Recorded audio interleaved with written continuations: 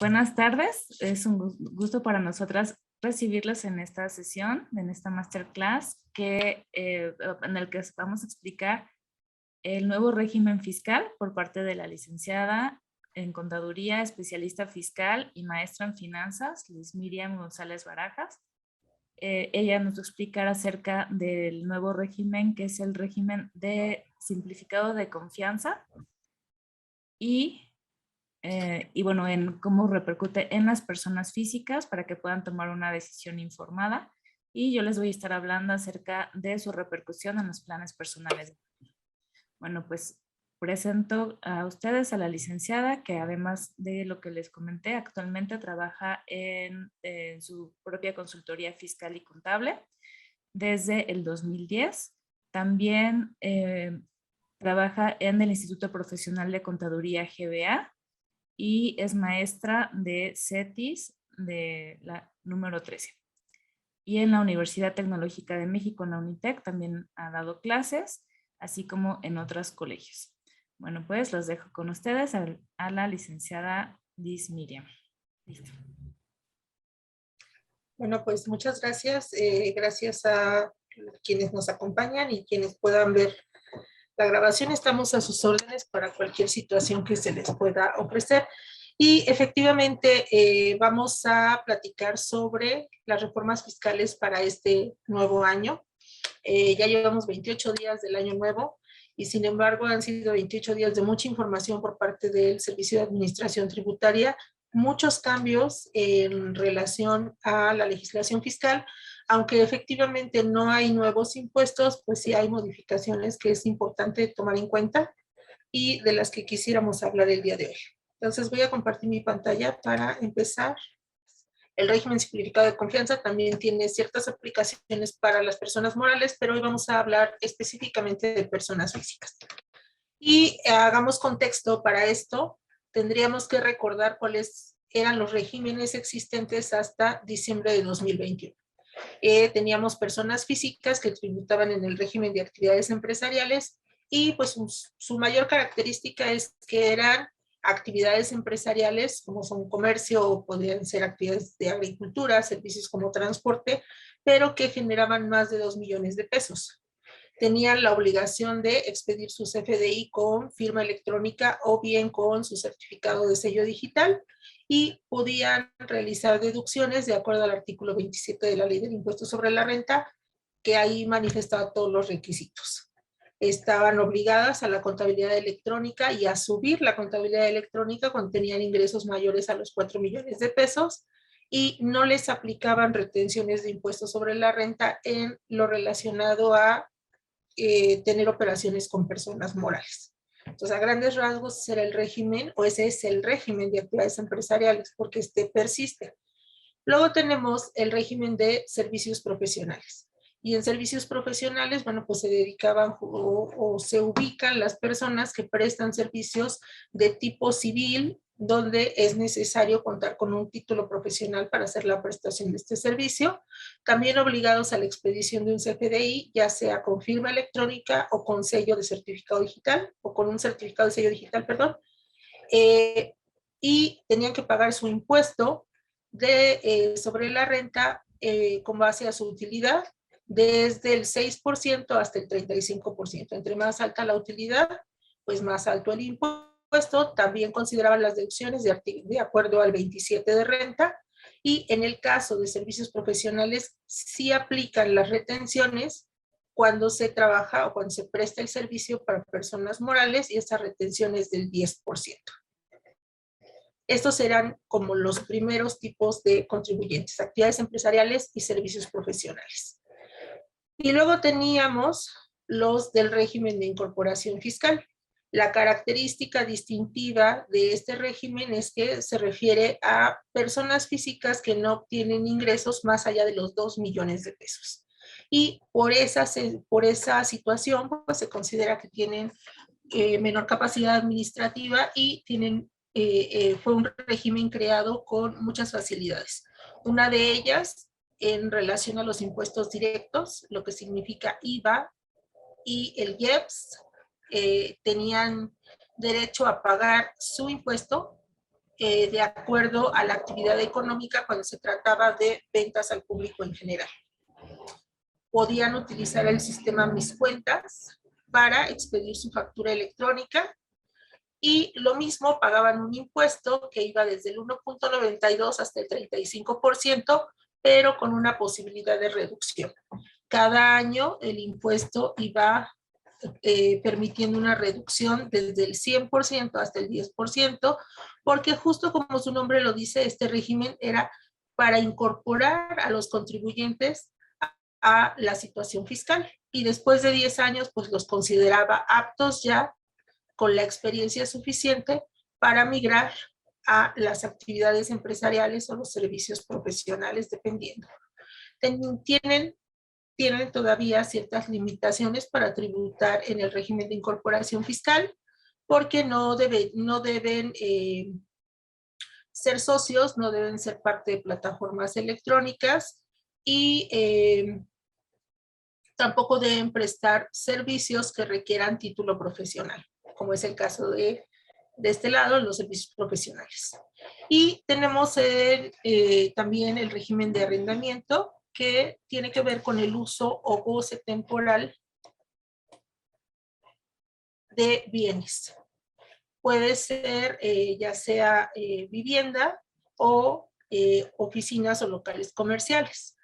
Ellos aplican de acuerdo a las deducciones del artículo 115 de la Ley del Impuesto sobre la Renta y pueden aplicar la deducción opcional del 35%.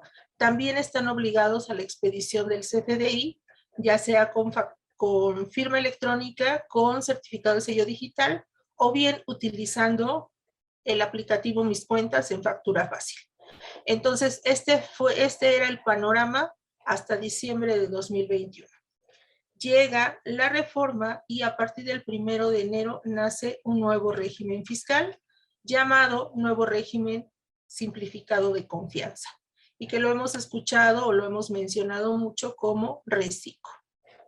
¿En qué consiste este régimen? Bueno, de entrada es optativo.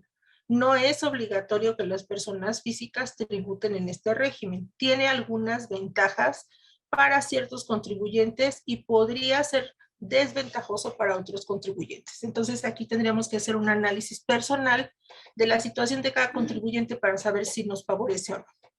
Entonces es optativo para las personas físicas, ya sea que tengan actividades empresariales, servicios profesionales o arrendamiento y que no excedan de los 3,5 millones de pesos de ingresos en el ejercicio anterior. Así lo formula la ley en el ejercicio anterior, pero en realidad lo que va a considerar la autoridad como ejercicio anterior es el ejercicio 2019. 2020 iniciamos con una situación de contingencia por la pandemia y han sido años atípicos en relación a los ingresos y a las contribuciones. Por lo tanto, los transitorios de renta indican que los ingresos que se van a considerar van a ser los de 2019. Entonces, si 2019 tuviste ingresos menores a los 3,5 millones, cumples el primer requisito para migrar al régimen simplificado de confianza. Segundo requisito, pues hay que presentar pagos mensuales y declaración anual. Y aquí sería una diferencia con los del régimen de incorporación fiscal, que venían presentando pagos bimestrales y no presentaban declaración anual. Van a contar con una aplicación simplificada. La autoridad nos dice que viene precargada. La materia prima para precargar o para tener esta información, pues van a ser los CFDI. Todo el CFDI que se emita por parte de este régimen simplificado de confianza se van a ir a la aplicación y a partir de eso la autoridad podrá apoyarnos en la elaboración de la declaración. Están relevados de la presentación de la contabilidad electrónica y ojo, de la presentación, de subirla al buzón, más no de llevar la contabilidad. La contabilidad se debe de seguir llevando con propósitos financieros, pero ya no es una obligación en términos fiscales. Y tampoco se va a presentar la llamada declaración informativa de operaciones con terceros, puesto que todo se va a controlar a través de los CFDI emitidos. va a considerar para el pago de los impuestos los ingresos efectivamente cobrados. Es decir, solamente los que aparezcan en mi estado de cuenta son por los que voy a pagar, y si tengo facturas pendientes de cobro, pues esas tendrán que esperar hasta que sean cobradas.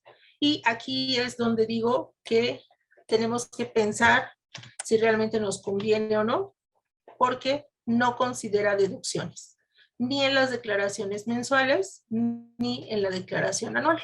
¿Por qué no considera deducciones? Porque las tasas impositivas son muy bajas.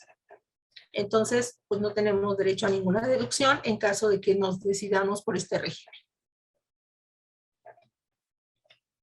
Ahora, ¿quiénes no pueden pertenecer a este régimen? Hay algunas limitaciones. En primer lugar, socios accionistas o integrantes de personas morales. Esto es lo que dice la ley. Ya reglas generales nos dicen que si son integrantes de personas morales de las consideradas no contribuyentes, como son las asociaciones civiles o las donatarias, y no perciben parte del remanente distribuible, pueden ser régimen simplificado de confianza. Entonces ellos estarían a salvo de eso, pero si son socios de una sociedad anónima o de una sociedad mercantil en general, pues no pueden tributar por sus actividades propias en el reciclo. No pueden tributar en reciclo tampoco los residentes en el extranjero que tengan establecimiento permanente en el país. Los que están sujetos a regímenes preferentes, es decir, que tienen ingresos o que tienen residencia en otro país y pagan menor tasa de impuestos sobre la renta en ese otro país, pues ellos tampoco podrían estar, porque estaríamos hablando de un doble beneficio.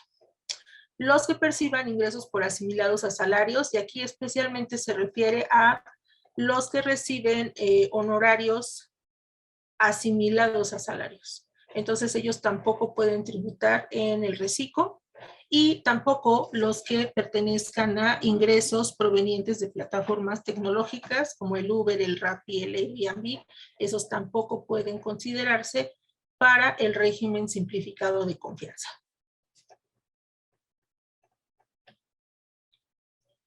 Ahora, ¿cuáles serían las obligaciones ya migrando a este régimen simplificado de confianza? En primer lugar, pues deben solicitar su inscripción y mantenerlo actualizado. Si ya están inscritos, lo que tienen que hacer es actualizar el registro para solicitar el cambio al régimen simplificado de confianza. Deben contar con firma electrónica y con un buzón tributario activo. Y aquí, bueno, tenemos una situación, porque los que vengan de régimen de incorporación fiscal, pues no cuentan la mayoría con su firma electrónica. De acuerdo a reglas de resolución miscelánea, tienen hasta el 30 de junio de 2022 para solicitar su firma electrónica y tener activo el buzón tributario. Deben contar con los FDIs por la totalidad de sus ingresos efectivamente cobrados. Y aquí donde vamos a ver si realmente se están expidiendo los FDIs, pues en el estado bancario. Lo que yo tenga como abonos, pues debería de coincidir con mis FDIs. Pudiera ser que no coincida porque hay traspasos entre mis propias cuentas o porque hay préstamos, pero debo de tener la documentación que ampare esos depósitos. Últimamente han estado llegando invitaciones, no sé si sea el caso, en donde la autoridad dice que hay discrepancia entre los comprobantes y los pagos del IVA. Eso tiene que ver con la forma en que se han expedido los comprobantes. Entonces hay que tener mucho cuidado porque el CFDI para este año se convierte en la materia prima para la fiscalización por parte de la autoridad. Entonces debe de coincidir lo que yo digo que cobré con lo que facturé. Pero es que hay personas que tal vez no me piden el comprobante fiscal. Bueno, pues debo de realizar un CFDI global de operaciones con público en general y debo de hacerlo a más tardar el día 1 del mes siguiente. No sé, por ejemplo, el de enero, solo tengo hasta el 1 de febrero para elaborar el comprobante y debo detallar las operaciones que cobré y que no fueron identificadas a un contribuyente en lo particular. A pesar de que las deducciones no se consideran para efectos del impuesto sobre la renta, se deben obtener y conservar los FDIs que amparen los gastos y las inversiones. Y aquí puntualizamos, el régimen simplificado de confianza afecta el impuesto sobre la renta. Sin embargo, el IVA sigue siendo exactamente lo mismo. pagarás el IVA que cobres menos el IVA que pagues. Y para acreditar el IVA, pues necesariamente debo contar con un CFDI que ampare ese gasto. Se deben presentar las declaraciones mensuales y las declaraciones anuales.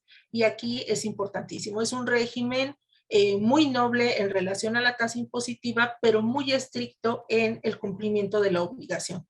Si dejas de cumplir con tus obligaciones, entonces la autoridad podrá sacarte del régimen y mandarte a un régimen diferente, que podría ser actividades empresariales, servicios profesionales o bien arrendamiento.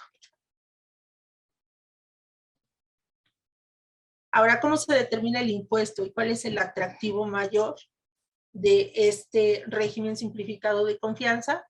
Pues que se paga de acuerdo a los ingresos efectivamente cobrados durante el mes, que se va a tomar como base el CFDI emitido por el contribuyente, y eso va a permitir que la autoridad genere un aplicativo donde ya esté precargado y que probablemente algunos contribuyentes decidan hacerlo por su cuenta.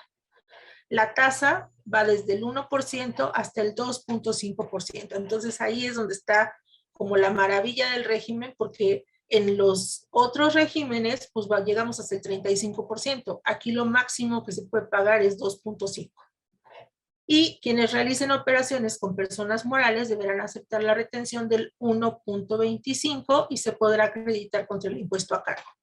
En servicios profesionales y arrendamiento, cuando teníamos operaciones con personas morales, la retención era del 10% y aquí baja al 1.25.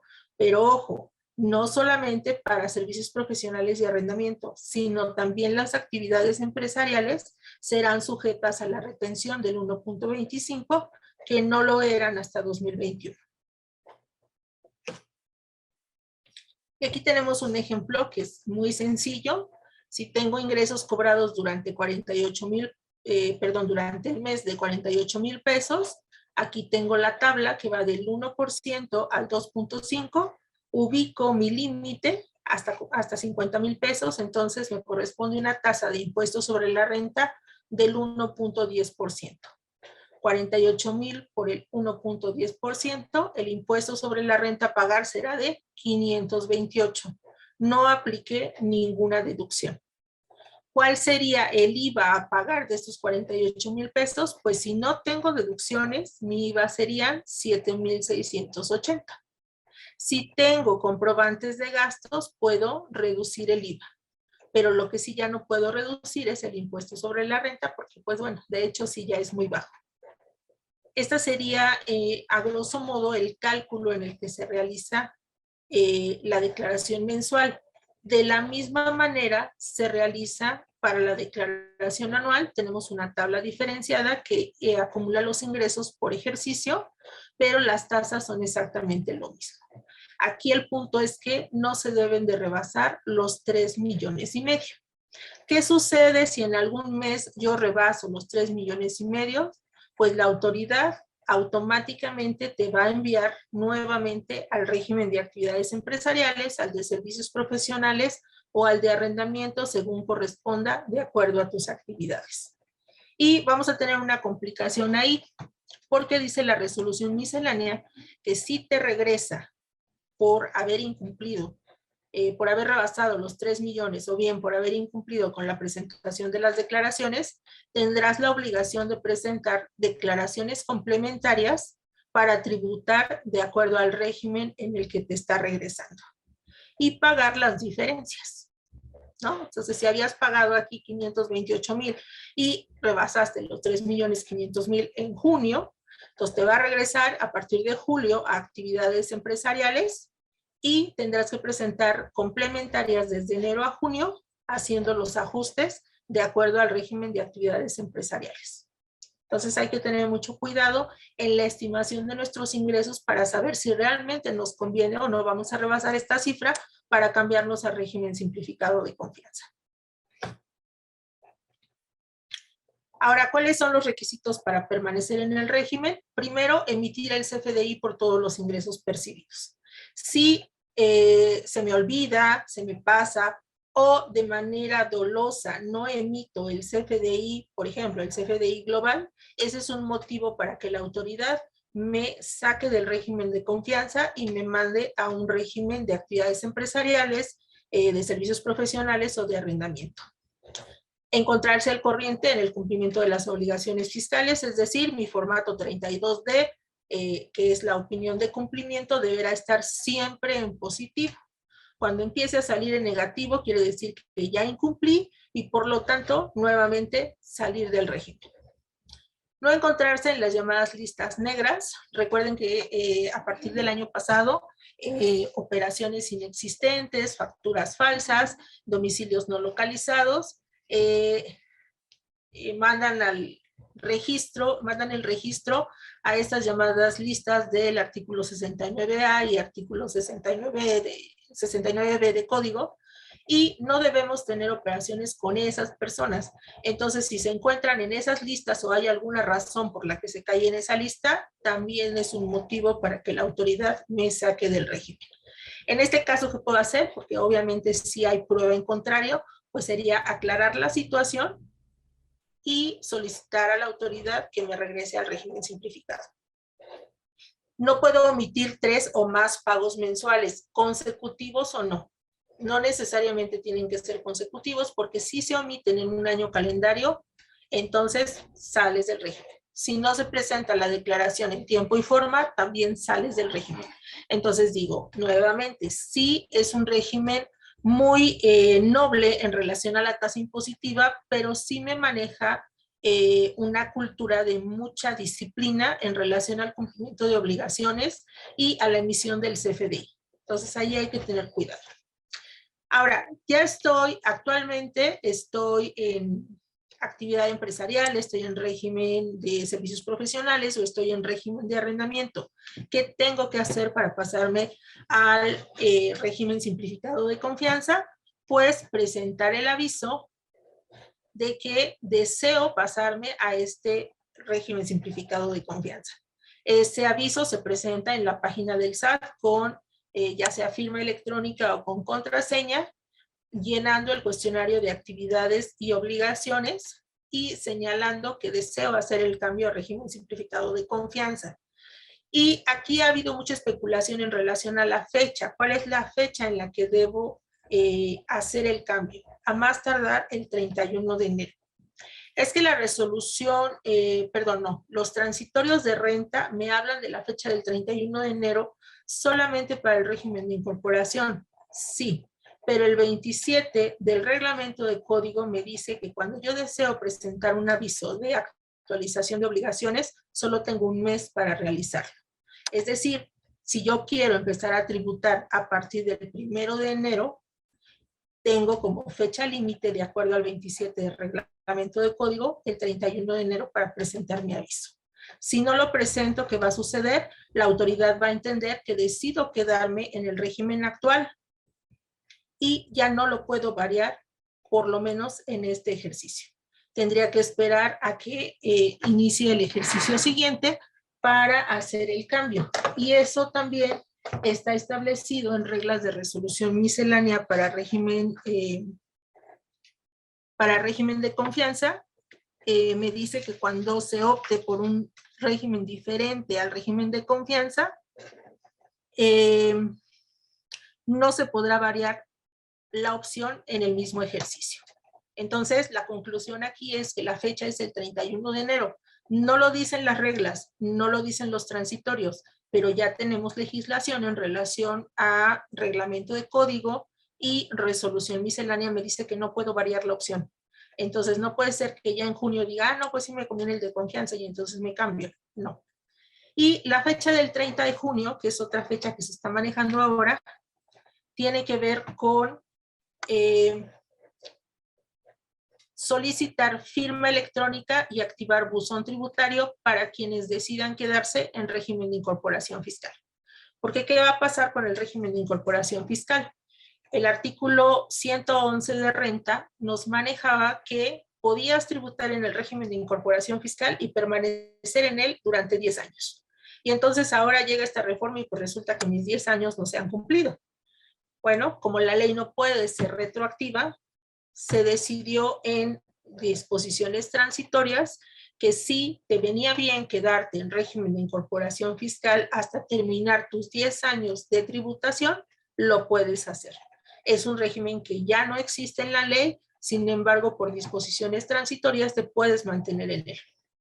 ¿Cuáles son los requisitos? Primero, estar inscrito en el régimen de incorporación fiscal antes del 31 de agosto. ¿Por qué se toma como fecha 31 de agosto? Pues porque fue el día que se publicó la iniciativa para la desaparición del régimen. Y entonces algunos empezaron, pues, como ya iba a desaparecer, a inscribirse en régimen de incorporación fiscal y pues ya, después del 1 de septiembre ya no pueden tributar en régimen de incorporación fiscal y la autoridad nos prometió que de manera automática iban a pasar a régimen de confianza, pero hemos visto que han sido muy lentos los cambios automáticos, entonces la recomendación es que si estaban en régimen de incorporación y ya no desean seguir el régimen de incorporación, presenten de manera personal su aviso. Pueden seguir tributando si así lo desean hasta cumplir los 10 años de tributación. Y ya hizo un comunicado a la autoridad que se refiere a los 10 años de tributación para cada contribuyente. Es decir, si yo estoy tributando en el régimen de incorporación fiscal desde 2014, mis 10 años van a concluir en 2024. A partir de 2025, yo tendré que optar por un régimen diferente de los que ya existen ahora en la ley, porque ya no existirá el régimen de incorporación fiscal. Pero si yo me di de alta en 2018, entonces mis 10 años van a concluir en 2028. Por lo que seguiremos teniendo régimen de incorporación fiscal por lo menos hasta el 2031. Van a poder seguir facturando en el sistema Mis Cuentas con factura fácil, con las facilidades también para su comprobante global. Y van a seguir aprovechando los estímulos referentes a los impuestos indirectos. Les comentaba hace rato cuando presentábamos los regímenes del año pasado, que tienen derecho a la reducción de impuestos sobre la renta y también tienen derecho, de acuerdo a la ley de ingresos, a manejar un estímulo en IVA y en IEPS, de acuerdo a la actividad económica en la que se desarrolle. Para ellos es indispensable, eso sí está establecido en transitorios, presentar un aviso de permanencia a más tardar el 31 de enero de 2022. Entonces estamos ya a días, está muy lenta la página, necesitan, si toman la decisión de quedarse, hacer el aviso lo más pronto posible. Y bueno, ¿qué va a pasar con los que se inscribieron después del 31 de agosto? Pues van a tener que cambiar por el régimen que les resulte más adecuado para llevar a cabo sus actividades y podrán seguir facturando en factura fácil hasta el 30 de junio, que es la fecha que se establece como límite para obtener la FIEL y activar el buzón tributario.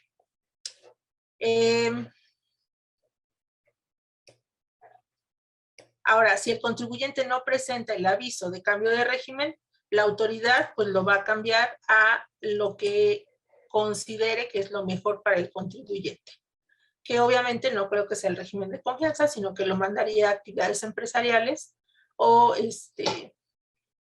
servicios, si es que cabe en la oportunidad de servicios. ¿Qué se me pasaría? Recordé algo. Bueno, a grandes rasgos, pues esa es la situación que nos presenta 2022 con este régimen simplificado de confianza para las personas físicas. Para las personas morales existen otras situaciones. Para las personas morales no es una opción. Para las personas morales que tengan ingresos menores de 35 millones, obligadamente deberán tributar ahora en régimen simplificado de confianza y no se van a manejar las mismas tasas. Se seguirá manejando la tasa del 30% para efecto del impuesto sobre la renta, solo que lo harán bajo flujo de efectivo. Ya no acumularán ingresos nominativos, sino acumularán ingresos efectivamente cobrados. Y pues ahí sí aplicarían las deducciones. Entonces, no sé si hay algo más que agregar, Maite. No, Liz, pues solamente agradecerte tu presentación, excelente, como siempre, muchas gracias. Gracias a ti. Y bueno, en el caso de que requieran alguna asesoría por parte de la contadora, aquí pueden tomar sus datos y con mucho gusto estará para servirles. Ok, bueno, pues yo les voy a hablar acerca del plan personal de retiro, de cómo repercute el régimen simplificado de confianza en este tipo de planes. Muchos de los que vamos a compartir esta presentación, que no pudieron conectarse en este momento, tienen planes de retiro que es muy importante saber cómo va a aplicar. Entonces, bueno, como comentaba la contadora Liz, en este nuevo régimen no va a haber deducciones. ¿Cómo se venía manejando antes? Las deducciones personales que se hacían efectivas en la declaración anual eran estas que se mencionan aquí, que son honorarios y gastos médicos, gastos funerarios, intereses hipotecarios, primas de seguro de gastos médicos mayores, transporte escolar obligatorio y colegiaturas hasta su límite respectivo. Estos siempre y cuando no excediera de 15% del ingreso o hasta 5 UMAS anuales. Aquí, en términos de cantidades, les puse este ejemplo. Los 15% de un ingreso anual de una persona, por ejemplo, en este ejemplo 1, de una persona que ganó 400,000 pesos, bueno, que tuvo ingresos por 400,000 pesos, el 15% son 60,000 pesos. Aquí no aplicaría estos 175, si es el que sea más bajo, o 60,000 o máximo 175. En el ejemplo 2, que haya tenido ingresos por 2,900,000, el 15% serían 435, entonces sí lo rebasa y se estaría quedando con el límite máximo de 175,601 pesos. Entonces, bueno, así es como se venía manejando las deducciones personales en la declaración anual como persona física, cualquiera que fuera el régimen en el que tributaba. Cómo se manejaba el plan personal de retiro. Adicional a ese 15%, también se tenía un 10%, o bueno, se sigue teniendo para las personas que se queden en los regímenes, que como ya comentó la contadora, pues sean actividad empresarial, profesional o que estén en arrendamiento. Entonces, aquí, por ejemplo, las aportaciones complementarias son del 10% de ingreso o 5 o más anuales. Entonces, igual aquí sería en el ejemplo de que tengan ingresos por 400,000, su 10% serían 40,000 pesos adicionales. Aquí lo voy a comentar con un ejemplo. Primero les voy a poner este ejemplo. En el caso de una actividad profesional y empresarial, que sus ingresos sean de 500,000 pesos, las deducciones de 250,000 pesos, la base del impuesto sobre la renta sería de 250,000 pesos. Si a estas le quitamos deducciones personales de 15,000, como lo comenté en la diapositiva pasada, que pueden ser primas de seguro de gastos médicos, honorarios médicos, gastos hospitalarios, ¿no? Por ejemplo, que tuvieran estas deducciones, menos su plan personal de retiro por otros 15,000, quedaría una base para impuestos sobre la renta de 220,000 pesos. Aquí, bueno, hacemos todo el cálculo en base a las tablas de impuestos sobre la renta, menos el límite inferior, por el porcentaje de la tasa, más la cuota fija, da un impuesto a pagar al final del año de 29,698. Ahora, ¿qué sucede en Reciclo? A pesar de que no podamos tener estas deducciones personales, como lo podemos apreciar, la base del impuesto sobre la renta sería de los mismos 500,000 pesos por los ingresos y la tasa, aplicando la tasa del 2.5, que es en base a la proporción de ingresos, nos queda un impuesto sobre la renta a pagar de 12,500. Entonces nos estamos ahorrando de impuestos sobre la renta 17,000 a pesar de no haber tenido estas deducciones. Sin embargo, es muy importante que, como lo comentaba la contadora Liz, cada caso es especial, cada caso es muy importante que se revise en base a los ingresos que tienen, a las deducciones y qué es lo más importante para cada uno y la viabilidad de poder hacerlo y que sea conveniente para ustedes. Entonces, bueno, ¿cómo se va a manejar los planes de retiro? Si ustedes tienen un plan personal de retiro que sea flexible, o sea, que tenga un fondo en el que se pueden hacer aportaciones no deducibles y aportaciones deducibles, desde que se contrató este plan hasta el 2021, bueno, pues todo todo lo que ustedes ahorraron en su fondo deducible se mantiene igual. Pero se puede solicitar, vuelvo a repetir, en estos planes que sí se pueda solicitar, sí se puede hacer este cambio, que a partir del 1 de enero de 2022, las aportaciones que se van a ese plan personal de retiro se ponga como tope máximo un peso, una UDI o $1, dependiendo de en qué tipo de cambio estén haciendo su plan. Y el resto de las aportaciones que hagan a su plan se van a ese fondo no deducible.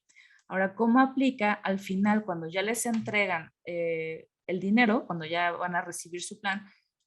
Lo que hayan ahorrado hasta el 2021, a la edad de retiro, si es en un pago único, no va a haber retención de impuestos hasta 90 UMAS, que aproximadamente son como 2,5 millones, casi, bueno, entre 2 millones y 3 millones, ingresos mensuales sin retención hasta 15 UMAS, y por por el excedente, en ambos casos se aplica una tasa del 20%. Y a partir de si ustedes se cambian al plan, al régimen de simplificado de confianza, entonces, como les comentaba, ese tope máximo y todo lo demás se va al bolso, así se le llama, de no deducible. Entonces, por este no deducible no va a haber ningún tipo de retención y todo se les entrega.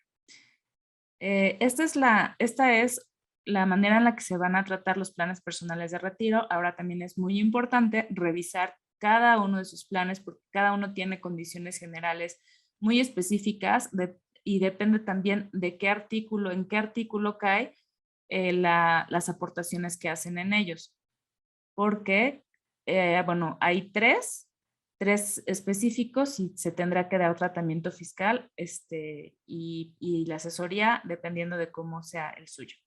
También, bueno, pues en el caso de que ustedes requieran alguna asesoría personalizada sobre su plan de retiro o sobre cualquier tipo de seguro, estoy para servirles. Y bueno, pues en caso de alguna duda que pudieran tener, con mucho gusto estamos para servirles. Esta grabación, bueno, pues les vamos a mandar el link por si también las quieren compartir con personas que estén ahorita con dudas en este nuevo régimen. Recordemos que estamos a días de poder presentar el aviso y es muy importante hacerlo lo antes posible. Liz, pues muchísimas gracias. Le agradezco muchísimo tu participación en esta masterclass. Fue de verdad lo explicaste de una manera súper sencilla y además abarcando todo. De verdad, muchísimas gracias. Gracias a ti. Pues esperamos la grabación. Va a estar compartida tanto en la página de Financial como en la de LGB. Y pues cualquier duda, estamos a sus órdenes. Es importantísimo que si deciden cambiarse, hagan su aviso lo más pronto posible. Tenemos ya solo hasta el lunes y tenemos muchas complicaciones con la página de internet.